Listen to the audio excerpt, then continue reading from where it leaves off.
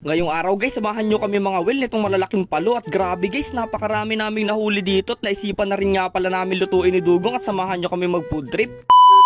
What's up guys, ngayong araw samahan nyo na naman kami sa aming another adventure. At dito nga sa part na to, biglang nirayuma si Dugong at nagpa-cute pa siya sa camera.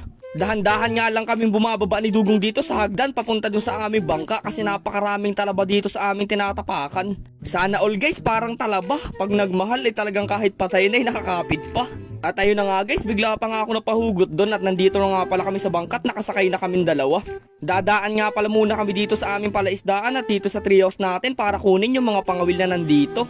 Ito nga pala guys ang gagawitin natin pangawil. Ang tawag nga pala dito sa hawak ko ay baliwasnan. Tapos maliit na kawil ang gagamitin natin guys para malumod talaga ng mga isdang palo para huling-hulit sure na sure talaga. Tapos ayun, lumiban nga lang kami dito sa kabilang mangroves dito sa lugar namin para dito makapangawil ng mga palo. Sabi kasi sa akin ni Dugong guys, mas malalaki daw dito yung mga palo. Madalang daw kasi yung mga nangangawil dito kaya lumaki na daw sila ng sobra. Kaya ayun, dali-dali na rin pinasok namin ni Dugong itong tinatawag namin lubuuhan. Naglakad-lakad nga lang kami doon sa may bandang dulo para doon kami makapwesto sa magandang spot. Pagkadating nga namin dito guys, nilaglag agad namin dito yung aming mga pangawil at grabe guys, sobrang tatakaw nga pala ng mga isdang to at dumawi agad. Ang tawag nga pala sa isdang to guys ay biyang puti. Dito nga lang pala nakatira yung mga biya na yan at mga palo dito sa ilalim ng mga bulok na kahoy. Sobrang dami nga palang isdang palot biya dito talaga naman. Kaya nga ayun, sunod-sunod na rin yung mga nahuhuli namin dito at ito nga yung isang nahuli ko, napakalaki. Tapos napansin ko lang nakakulay pala siya nung damit kong suot. Tapos maya-maya lang bigla akong tinawag dito ni Dugong. Sabi niya ito naman daw yung papakitang gilas niya. Grabe, unang laglag pa lang dito ni Dugong, napakalaki na agad ng palo nakuha niya. Tinalikan pa nga niya ito kasi ito daw yung unang-una niyang nahuli. Grabe naman, napakaswerte naman ni Dugong. Unang laglag pa lang niya ng pangawil, nakahuli ka agad siya. Siyempre guys, hindi ulit ako nagpatalo kay Dugong at eto na nga, nilaglag ko yung pangawil ko at nakahuli nga ako dito sa part na to nitong malaking muang. Muang guys ang tawag dito sa lugar namin sa isdang to. I-comment nyo na lang sa baba kung anong tawag niyan sa lugar nyo kasi magkakaiba naman tayo ng tawag. Napakataba nga pala itong isdang to at malaman talaga. Tapos ayun, biglang lumapit sa akin si Dugong at dito daw siya tatabi. Naaalala ko lang tuloy nung bata pa ako na lagi akong sinasama ni tatay sa pangangawil nila ng ganito. Lagi pa nga kami nagbabaon ng kanin nun para dito na lang kami magluluto at mag-iihaw nito mga isdang palo. Sayang nga lang guys, kung alam na namin yung vlog ng mga panahon na yun at may mga cellphone na rin kami, baka na-vlog namin yun. Pero sa ngayon hanggang sa memories na lang namin yung mga ganong bagay na sobrang saya. Tapos ayun, balik tayo dito sa vlog namin at sunod-sunod na nga palang malalaking palo yung nahuhuli ko dito. Dito rin sunod-sunod na rin yung mga nahuhuli ni Dugong. So sobrang excited nga ni Dugong guys, gusto na niya agad kagatin yung ulo ng palo. Kaso nga lang guys, sobrang lansa niya kaya sabi niya mamaya na lang daw. Tapos dito naman sa part na to, ayan, nakita ko yung isang palo na doon nakatira sa ilalim ng patay na puno. Kaya dali-dali ko nilagyan ng pamain yung aking pangawil at nilaglag ko doon. Ito nga pala guys, isdang to kahit nahuli nyo na tapos nakawala ay dadawi pa rin, ganun po sila katakaw. Tapos hindi rin po sila basta-basta nadadala at natatakot sa mga tao. Ang kilo nga pala guys ng isdang to dito sa lugar namin ay nagre-range siya ng 70 pesos to 80 pesos. Kadalasan guys na marami kayong nahuhuling palo dito sa lugar namin pag umuulan ng malakas tapos lumalabo yung tubig. Alright.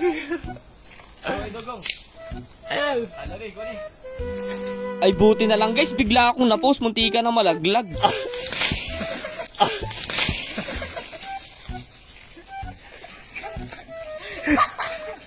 At ayun guys, napahamak pa nga si Dugong sa pagkuha nitong sinumpang prutas nitong One Piece. Balak sana namin tikman, baka sakali maging silupi kami at magkaroon kami ng kapangyarihan na gomo-gomo nomi. Tapos ayun na nga guys, balik tayo dito sa vlog namin at napakarami nga pala naming nahuli. Ito na nga pala yung mga nahuli naming palo ni Dugong at tuwan-tuwa na naman nga kami sa part na to. Kaya nga ayun, dali-dali si Dugong nagyaya papunta dun sa treehouse namin. Doon daw kami magluluto at naglakad-lakad na nga agad kami para makapunta kami kaagad.